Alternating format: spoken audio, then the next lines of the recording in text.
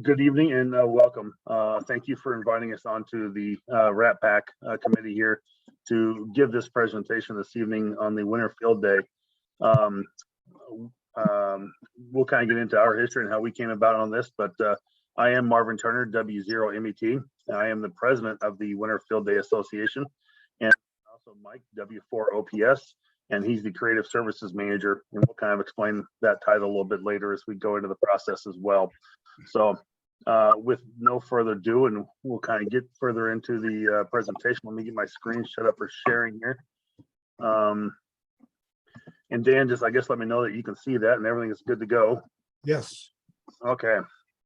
So again, Winter Field Day Association.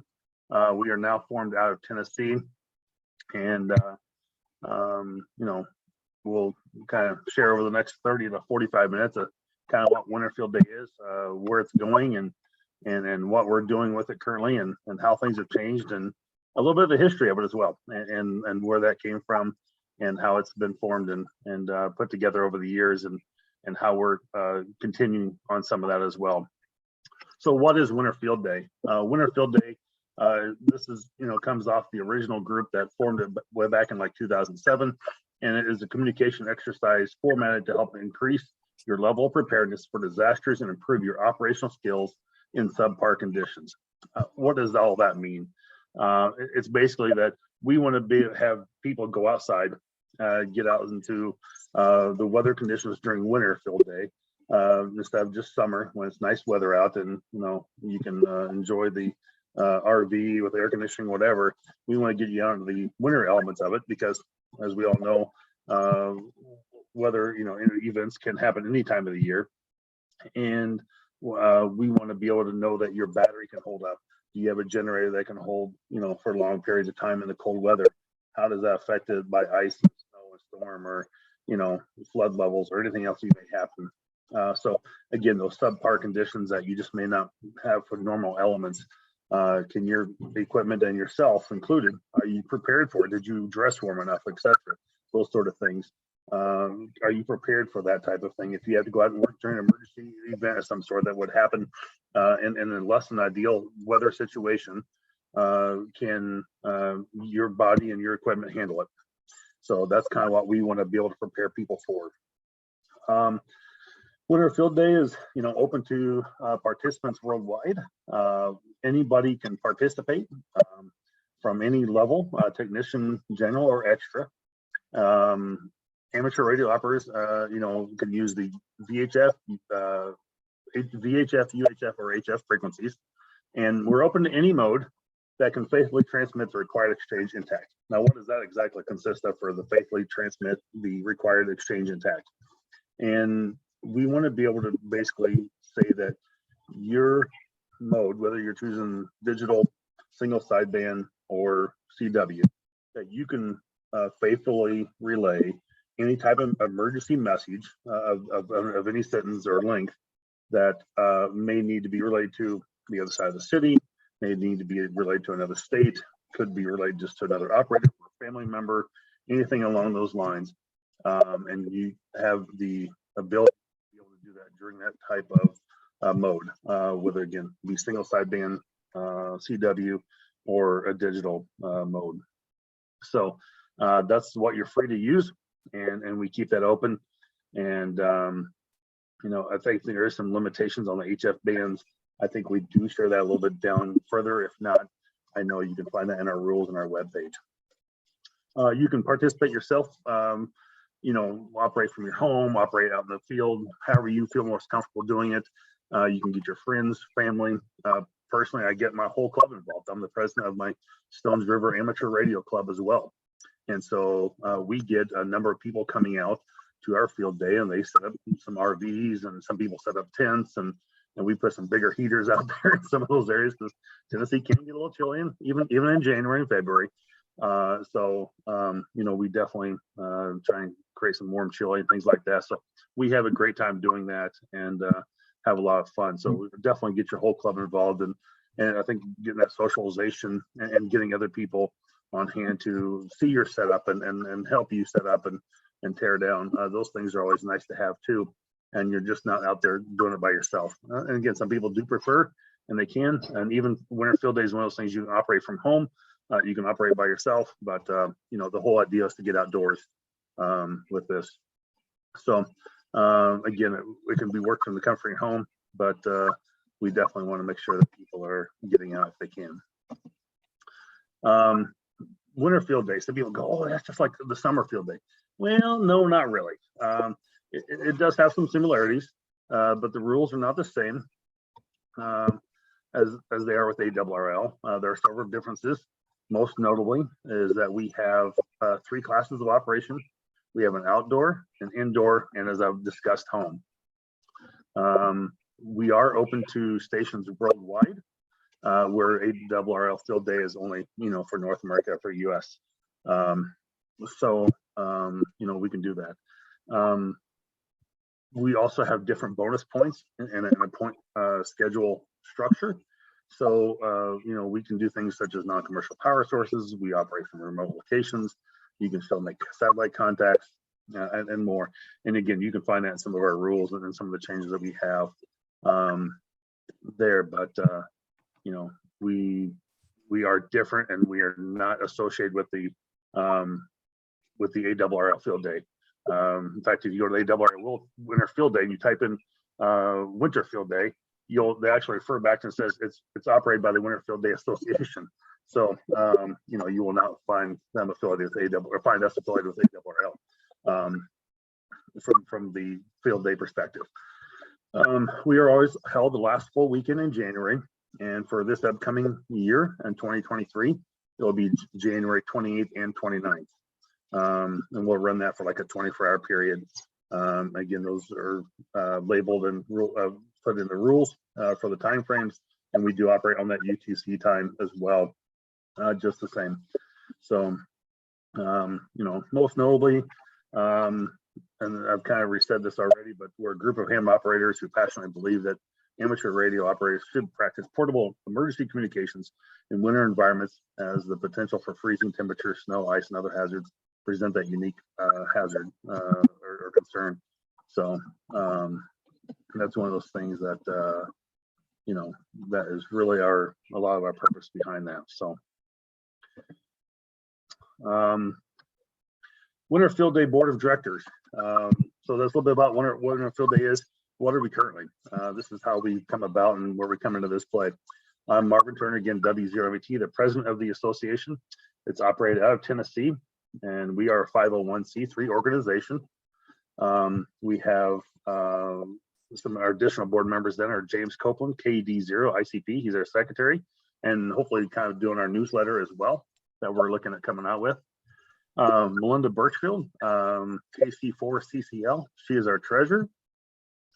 Michael Turner, creative services manager, and I'll let him talk about his role and position in just a few minutes here. And then Kurt Turner, yes, there's 3 Turners in the Winter Field Day Board of Directors, but he is not related to myself and Mike, W4OPS. And he is kind of working on our website and some of our scoring. He'll be working with the team for doing that. And we still have some of the older members that were part of the original association that have done scoring for us, and they're volunteered to continue to do some of that scoring for us this next year as well. So we appreciate them and glad to have them on board as part of our advisory council as well. And then Jason Johnston, KC5 HWB, he's our social media manager as well, coordinator. And you know, we'll talk about our social media in just a few minutes, but most of you guys would probably know him as well as Ham Radio 2.0. So he's on our Winter Field Day board as well. So great group of people, love them to death, hardworking, trying to put this all together from us taking this over in January and trying to get this turned around in time for January of 2023. So with that, I'm going to move this over to Michael, W4OPS, and we'll talk a little bit about the history of Winter Field Day and how we got to this current Winter Field Day Board of Directors. Yeah, Michael. Before you go there, just a couple things. I don't know if you're monitoring the chat or not. I like the interaction. Barry says that there's something with the audio. It sounds like there's some crackling or something going on. But Barry, KN1PA says that, in other words, Winter Field Day in Florida is a very comfortable event compared to sweltering summer field day. And we actually do get that comment a lot. People tend to like the Winter Field Day. We've heard people say that there should be a fall and spring field day as opposed to the two extremes. But people like the Winter Field Day because in the southern states, it's just a little bit more comfortable to be outside in January as opposed to in the middle of June or July. So thanks for the comment. It's true. Hopefully we can get the audio situated. My name is Mike, W4OPS. As you can see there on the screen, I have self-titled myself Creative Services Manager. Of course, that was inspired by a gentleman over at ICOM. But basically, I do all kinds of everything from, sorry, I speak loud. I'll tone down the audio. Basically, I do everything from website to social media to graphic design, website copy, editing, proofreading, all kinds of stuff, rewriting the rules so that they sound simple and legible and not wordy. So there's a lot on my plate that I do for Winter Field Day. Everybody on the board of directors are volunteers. None of us get paid for any of this, but we like the event so much we want to see it keep going because it has been around for a while. And with that, we'll go into the history of Winter Field Day. Back in June of 2006, a couple of guys asked if SPAR, which is the Society for the Preservation of Amateur Radio, they asked if SPAR would be interested in sponsoring a Winter Field Day event. And after much collaboration, in September, they voted to approve sponsoring the first Winter Field Day, and that took place in January of 2007. It was January 13th and 14th. Now it's been moved to the last weekend of January. Walt, W5ALT, and Charlie, KY5U, want to get the call signs right. They contributed to the success of Winter Field Day, kind of getting it off the ground, helping advertise it and stuff like that. And they did this great for several years.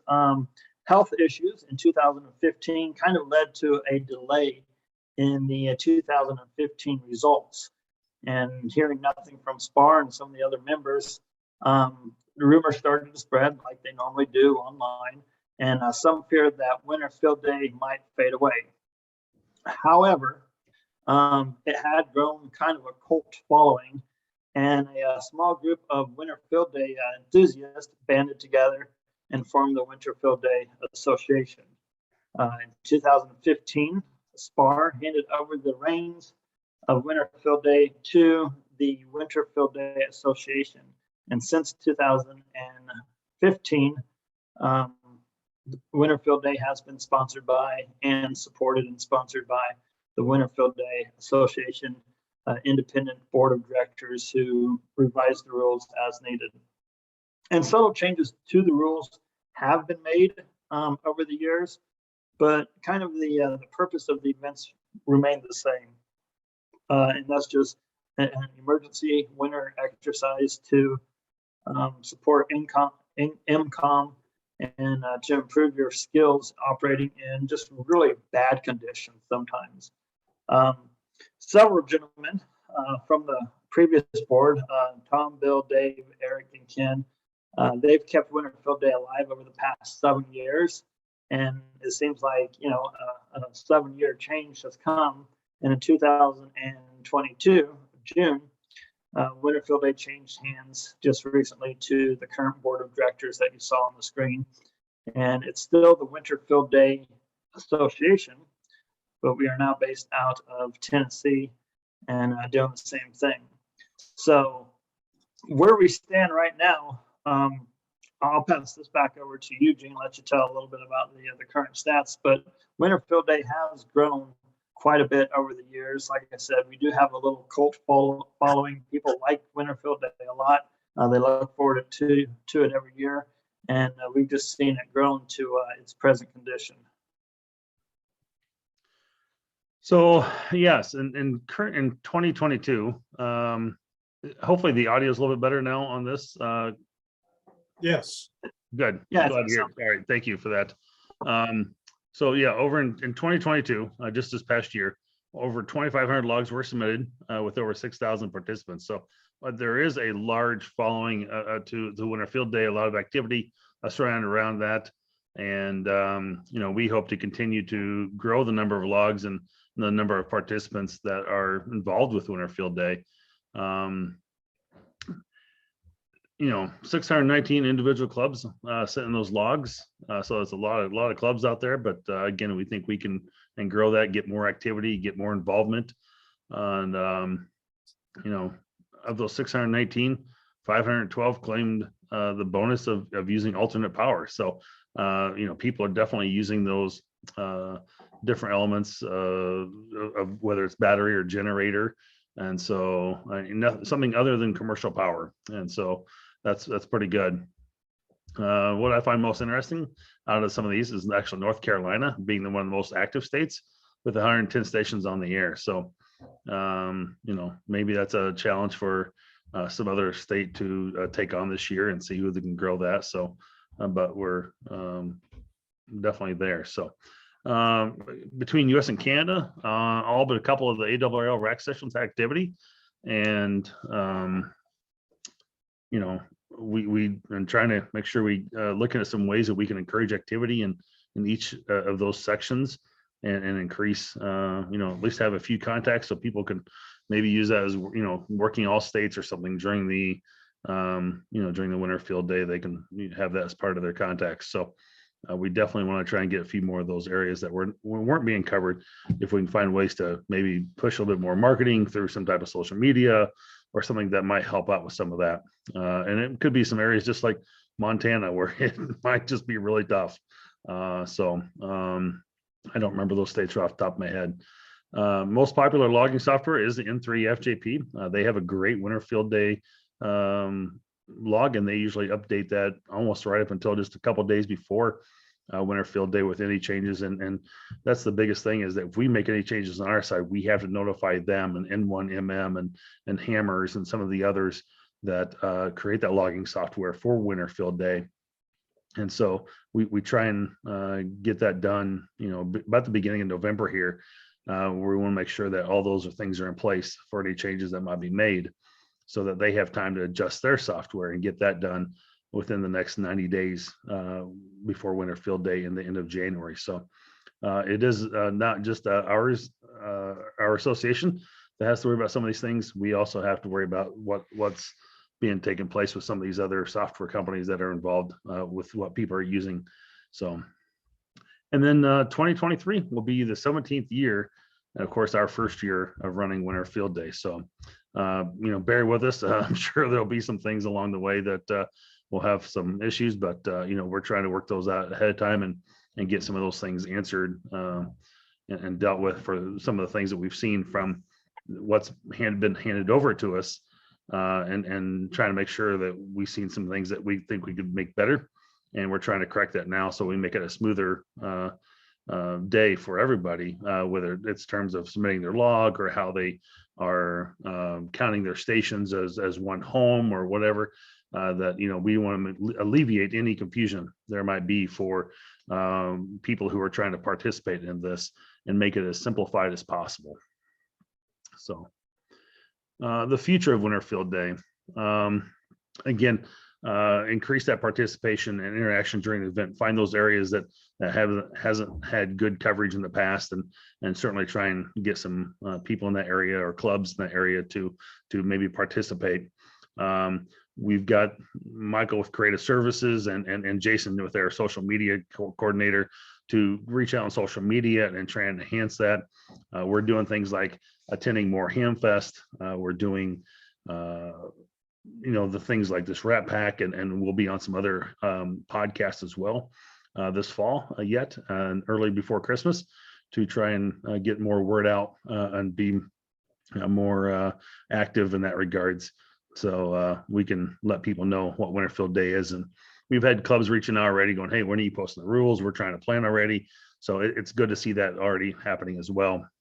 So we will get those out shortly, but those are things that we're certainly trying to enhance and increase. The outreaches on social media, again, that touches a lot of people, and a lot of questions and contacts come in via the different social medias and people seeing our activity. So we will definitely, you'll see us more on there as well, making more postings and things like that. Reevaluation of the format and rules, try to simplify them, bring them down to fewer pages, take out any duplications that we found in there. So I think you'll find that our packet of rules and stuff this year will be a lot easier to read and go through. And at least that's our goal. We've got sponsorship opportunities. If there's companies out there that would like to be a part of Winter Field Day and what we're doing and what we're trying to promote for emergency communications and working in those subpar conditions and situations, we would like to speak with you. And we've got a couple of companies that we're talking to and working with as well to help feed some of that and get some information out. Other things we've considered, maybe doing some type of participation certificates or endorsements. You've got things like Route 66 or 13 Colonies where, they hand out, they get thousands of contacts and they get certificates handed out to them that you can, send your $4 in and get your certificate back that you're able to, make all the contacts and with the 13 Colonies or got the bonus stations, things like that. So we've looked and considered things like that. Maybe making a special event station possibly, because it's a Winter Field Day. So, what would that consist of? Again, we don't really know where this is going. We're still kind of trying to figure this out and work on some of these things, but just some ideas that we've thrown out there. We've had even another club reached out to us at one point and said, well, what about bonus stations? We'd like to be a bonus station. We're doing our 90th anniversary celebration this year. So can we, be a bonus station for you for Winter Field Day? So, again, ideas being thrown out there and kind of tossed around, but we'll see where it ultimately ends up. I will tell everybody right now for 2023, our major rules and what you've done in the past for participating is not going to change, period. There may be some minor changes, but something you'll hardly even notice for the format, but I would expect to see some type of format change probably in 2024. So, again, to be determined overall. And just on that note, when we were in discussions on taking over the Winter Field Day Association and transferring kind of the powers, when you're in charge of something for 7 to 10 years, you really kind of have a passion for it. And when they were passing it over to us, there were a couple stipulations that are like, okay, well, we believe this and we don't want this and we do want this and, we'd like to keep it this way. So, there's some things that we agreed to, but then, with growth comes change. And in order to really grow and get the main purpose of some of these changes, the main purpose of a lot of these changes is when we talk about like the ARRL Summer Field Day, people automatically think it's a contest and everybody gets points. And, if you get points, it's a contest because whoever has the most points is the winner, right? It's hard to argue that it's not a contest. So that's one of the things that we're looking to is, how can we go away from that? How do we go away from that contest vibe where everyone thinks, oh, hey, Winter Field Day is a contest, and really get it to more, interaction and participation. When you call out, CQ Winter Field Day, you get that, 5-9 report because everyone gets a 5-9 report. And, you go on to the next person. Well, it doesn't have to be that way if it's not about getting the points. You can actually have those discussions. What's the weather like up there in New York? How much snow you got up there in Canada, Brett? You can have questions like that. And, if it's not about making the points and not about having the contest, you can really concentrate on, hey, let me drop it down to 20 watts and see if I can still contact you and really practice those skills that might come in handy in an emergency situation. So that's kind of the main reason for a lot of potential changes is how do we get more people to participate and how do we get away from that contest vibe where people look at this as an emergency exercise and not just all about the points. And then just that last point there on the screen, we would like to come out with a lot of new documentation. Not only are we rewriting the rules, and we've gotten it down from, I think, 11 pages down to 7, but you know, a frequently asked questions section, which they've never had before, checklist to help you prepare, you know, going into the field for winter field day, and just participation aids to, you know, help you out and things, you know, you might consider that maybe you forgot about in your planning.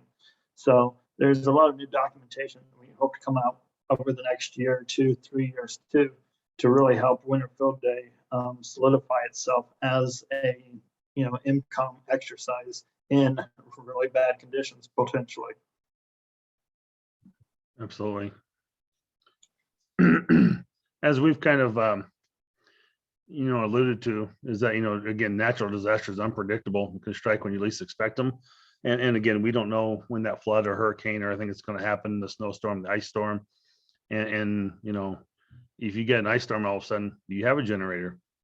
Do you have that batteries charged in time? Do you have a backup of some sort? So, you know, maybe not only just from the perspective of going out and operating your radio, but what about, you know, just even your home and some of those things you think of that, you know, you have for those type of disasters that happen. What else can be helpful to you? You know, you've got a disaster of some sort, and how do you notify family? How are you gonna let others know that you're okay and you're still safe? So, you know, just things like that we can help people think about a little bit more during those times. And are you prepared for that? So that's what we really want to push and really make more happen. Your training operating skills, again, shouldn't be limited to fair weather scenarios. And, oh, it's, you know, it's a nice Saturday morning, I'm going to go out and operate some POTA in the park. And, oh yeah, my radio works and my battery works and I operate for 4 hours and, you know, I'm good, you know, go home and recharge my batteries and I'll be good the next time I need to go out. Right. So, you know, how about you go out and operate in the rain and see how it works? So those type of things are like cold weather. And of course, you know, preparedness is the key to professional and timely response during any event. Being prepared for, you know, any situation at home or out in the field. You know, KM4ACK actually put on a recent video of kind of like a field gear kit. You know, are you prepared for some solder, or do you have some power poles? Do you have a couple of fuses? And so there's things like that even that are really good, things like that that we'll share out, that someone's created an emergency kit and is like, you know, if you're traveling for a couple of days, you know, do you take your portable soldering iron or your little handheld pencil, or do you have a little small screwdriver? Some of those things that you just need. Again, that event may not be just a natural disaster. It could be, you know, time when you're traveling. So that event is very particular to you and what, you know, your emergency crisis might be. So just being prepared is one of our goals across the board. So we want to throw out helpful hints like that and make that part of our core principle. How to participate this year. Again, as I've said, not a lot is changing for 2023. We will keep everything pretty much the same. The rules are getting voted on here in the next couple of weeks by the board and approved, and we will be getting those posted up to the website. Speaking of the website, the original website went down for a couple of days, and we had to remove the domain and everything because of the change of hands, and the platform in which it was sitting on was expiring, and we knew that it was going to get revamped anyway. So the page that you see today, winterfieldday.com, is just a temporary page that's posted up there that shows, yes, we're still alive, we're still moving.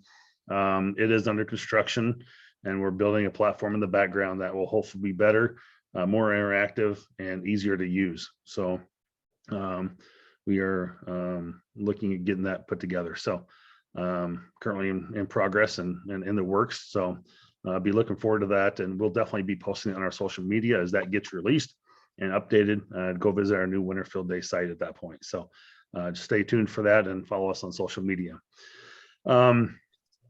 So again, not much changing. Log all your contacts using a software-based program, N1MM or TR4W. Hammers actually has one. You can throw that on your desktop or on your iPad, on your phone. You can use N3FJP, which I mentioned earlier. So those are all very good programs to use and support Winter Field Day. And really what you need when you're done is to be able to export that to a Cabrillo format. Some of those will produce an ADIF, but you can take an IDF file and also, I believe, convert that to a Cabrillo if you needed to. But one of our main things is that when you submit that log, it is in the proper format and then the proper description, how it's uploaded. And so we need to make sure those logs are submitted prior to March 1st. Anything after that, are not being accepted. We have to have a cutoff at some point, because we've seen in the past that, they put late entries in and then someone says, well, all right, we'll let you in March 2nd, you're close, sort of thing. And it's like, well, someone comes in March 10th and says, well, you let the guy in, he was late, why didn't you let me in late? And so we have to have a cutoff at some point to be able to draw that line. So we will definitely keep that March 1st deadline. This is kind of what they've had in the past. We're going to continue with that as well. Michael, anything involved, anything you want to add to this participation? No, I was just looking at one of our sample formats that are going to come out with the rules. But I don't really think so. The format is the biggest thing, because we have a whole bunch of back-end software that takes and check these, that they check the logs against each other. And DX stations and stuff like that, because we want to promote DX and other stations and make this kind of, it's open to amateurs worldwide. But in the past, DX stations have sent check logs. So if you upload your log and the DX person upload, if you have, you copy their call sign wrong, or if they said that they were one home and you put like, one outdoor instead, little things like that will create a broken contact. Well, broken contacts don't count as a contact in the back-end software. So it's important when you log, and especially if we're calling this an emergency exercise, if you're passing information, getting street names, correct, getting, phone numbers correct, getting things like that correct, and addresses and stuff are really important in income. So kind of likewise with, logging your contact, we want to make sure that you copy that contact accurately, completely, and you get the points associated with that. So just be cautious, when you're contacting, and that's why it doesn't have to be a race. If it takes you, I'm sure a lot of the listeners and a lot of people who are going to be watching this on YouTube do a lot of POTA activations. And it's okay to take 10 minutes to try and copy one call sign, because if someone's down there in the noise, you really have to get down there to listen to that call sign to get it accurate. It's more important to us that you accurately record the information as to having a ton of information that's not accurate.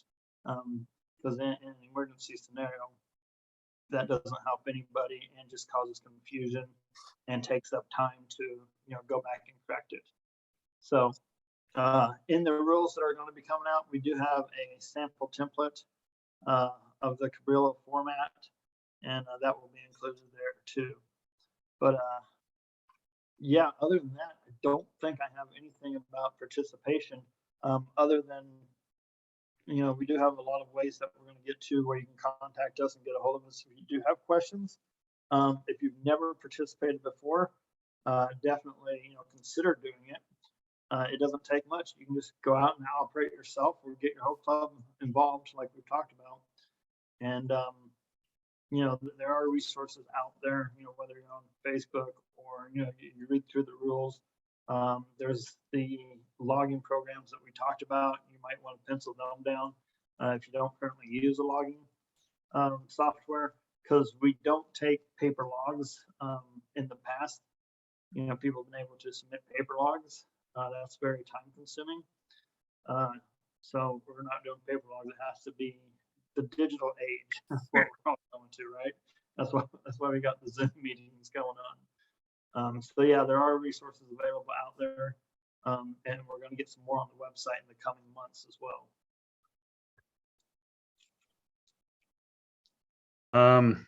Very good. Thank you, Michael, for that as well. As we've kind of mentioned, you can find us on social media. Our first one is on Facebook. There seems to be a big presence on that. We get a lot of questions, a lot of suggestions, a lot of photos shared, people having discussions, people getting involved, being interactive with us, and we try and stay on top of those as much as possible. And you know, we've had to put to bed a couple rumors through Facebook, but you know, definitely we are on there and active. Again, we got Jason Johnson, Ham Radio 2.0, our social media coordinator, and you know, he's managing some of this stuff going through on these different platforms. So a lot more than I am for doing social media. That's not my forte by any means. Yeah, you can also find us on Instagram for all those that might be out there on Instagram, and of course our wonderful Twitter. And that's you know, I am a little active on there as well myself, and I will post several of the Twitter feeds throughout a week when I can. And you know, so those are probably our three big ones. But also we've just started our recent Discord, and I thought I had a Discord link on here. I may not, but if you go out to like our Twitter or Facebook page, you should be able to find that Twitter on there or find that Discord channel on there, and we will get that posted. In a couple of slides you have it listed. We got a big surprise on the next slide. In fact, I don't think this has been announced anywhere, so we'll get to that in a second. Big surprise coming up. But the Discord, the Twitter, the Facebook, Instagram, there'll be links to all of those on the web page once it gets posted and under construction. I think it's like everything else; it's just constantly under construction. But we'll get those the links on there, and you'll see the Discord page and or the Discord link here in just a moment. However, our big announcement, Marvin. Winter Field Day. We welcome ICOM as our first sponsor. We've talked with them, and they will be sponsoring a Winter Field Day here and working with them. So you'll find them on our website as well. And we do appreciate their support and working. You know, heard it, worked it, logged it. You know, be active, get outdoors. Kind of their logo and their marketing, and kind of along the same lines. That's exactly it. We want to heard it, word it, log it. And we want to be outdoors and be active. So it was a good partnership to go into with, and we do welcome them. And we've got a couple others that are kind of being worked on, and that are you know, should be good partnerships with us as well, and companies that we support and companies that we believe that you know, do support ham radio as well for being you know, active. And being part of the group. One other thing we haven't really talked a lot about, and this is part of the webpage, is that we will actually have gear as well to sell. We'll have Winter Field Day flags, and we'll have some mugs, and you know, and probably some hat. And JSE Repair, they do a lot of the POTA shirts. They can also do our Winter Field Day logo, and you'll be very similar to what W4 OPS is wearing this evening. We'll have our Winter Field Day logo on the shirt there. You might be able to see that in his photo just a little bit there on the video. But you know, they will be doing our embroider items as well. So they'll be another partner with us on this, and I should have included them probably on this page. So do apologize for that one. So with that, go ahead, Mike. Say that I'm going to have a shameless plug because Club Gear Online is a I don't know, specialty shop that markets towards the ham radio operators. They do mouse pads and custom license plates and mugs and stuff like that. So They'll be listed on the website as doing winter field day gear as well. And in full disclosure, I am Club Gear Online. It is my website, but I do a lot of Parks on the Air stuff. So it kind of just fit right into kind of up the ante and have some good quality winter field day stuff out there. Whether you need a shirt or a sweater or a hoodie you wear one day a year, or if you just want to, rep winter field day all winter long when you're out and about activating outside. So yeah, there's Club Year Online, JSC Repair. We're so happy to have ICOM, Ray Novak and the guys over there at ICOM are just outstanding. They reached out to us and said, hey, we like what you're doing. We're going to be on their website, on their community partners page. So, and they're going to be on their website. So we're cross promoting each other, and we appreciate them for being a part of it. Absolutely. And then finally, we'll take some questions. This is some information how to get a hold of us. You can email us always. It is on mine and Michael's phone each and every day, and we do respond to those. I'd like to say within 24 hours of getting them. Sometimes it is delayed, but I apologize about that.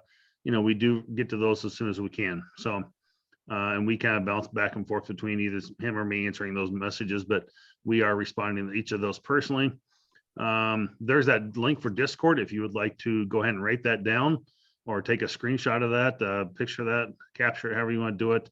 But that would be our link to Discord, and that just became active this past week alone. So feel free to join us out there, and there's lots of good channels there to join in on and be a part of. So with that, Dan, we can turn it kind of back over to you, and then I don't know if you want to field questions from there or just have people unmute and open up their hand and reach us for any questions, but glad to answer as many as we can in any way we can. So.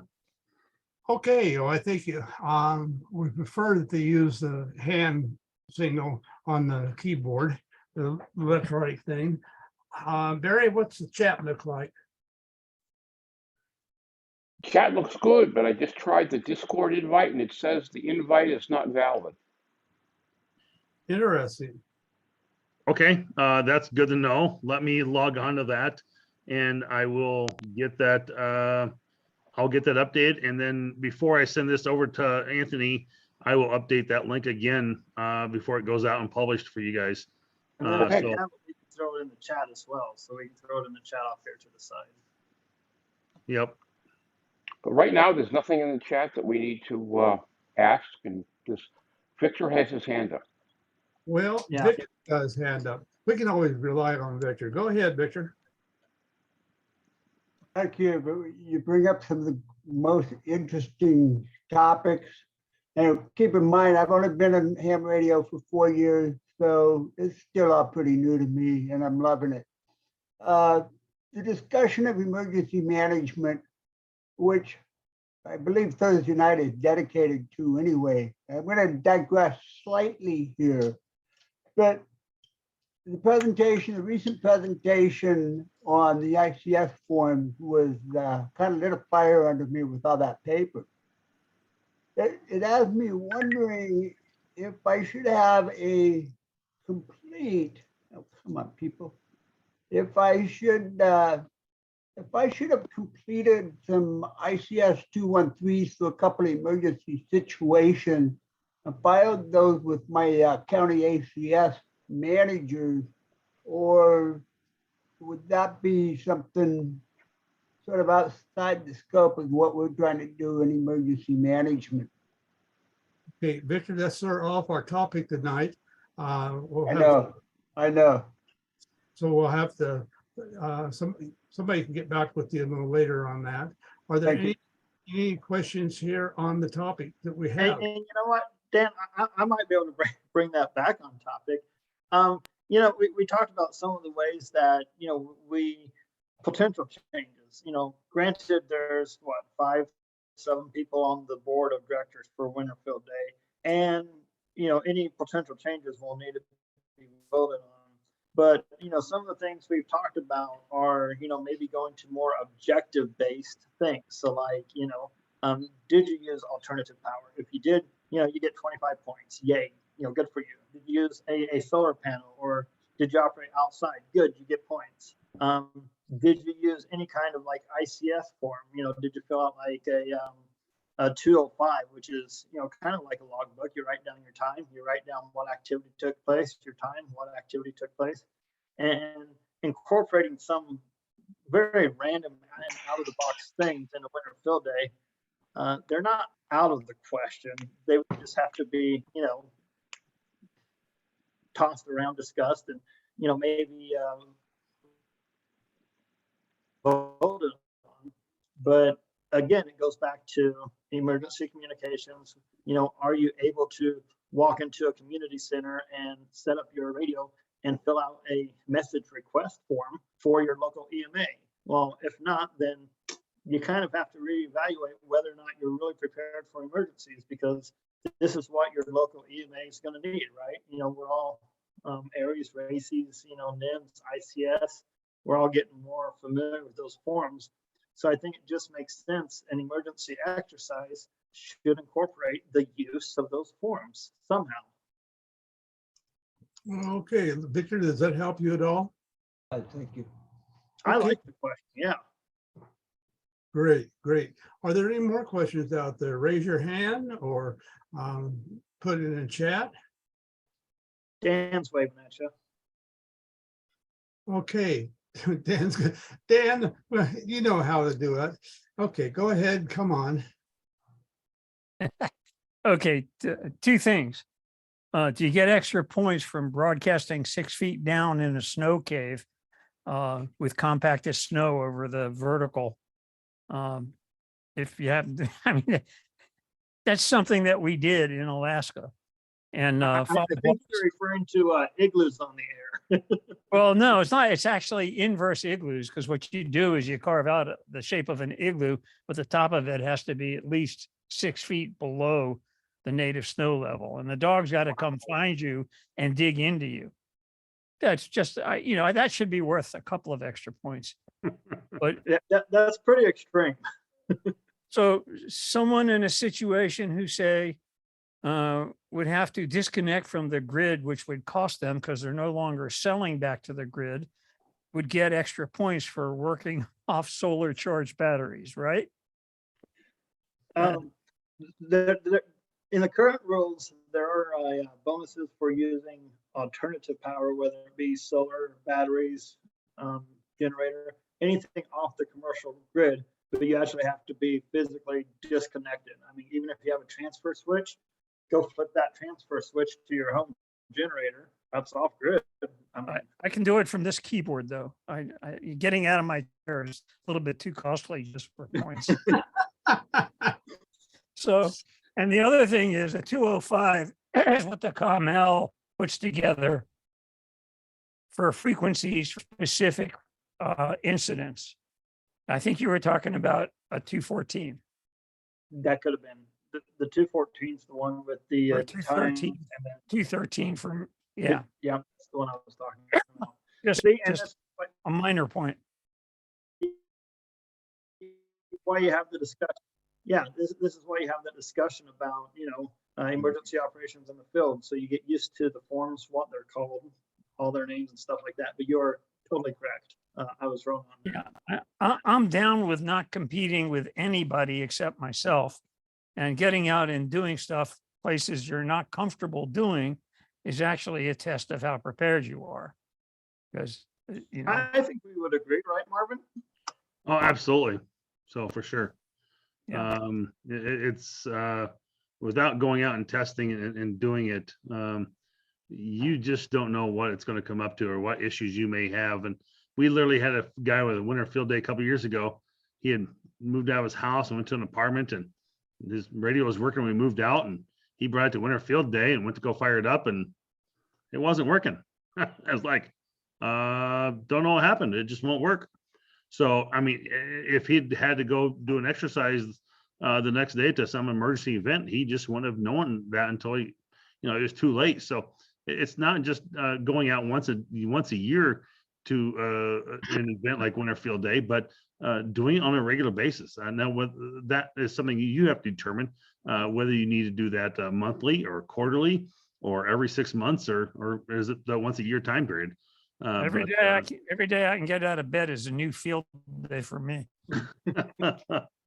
so, Well, we got some places here in Idaho where it's known avalanche area. They close it off the freeway part off every winter because it causes avalanche. So that'd be a good place to test it all out at.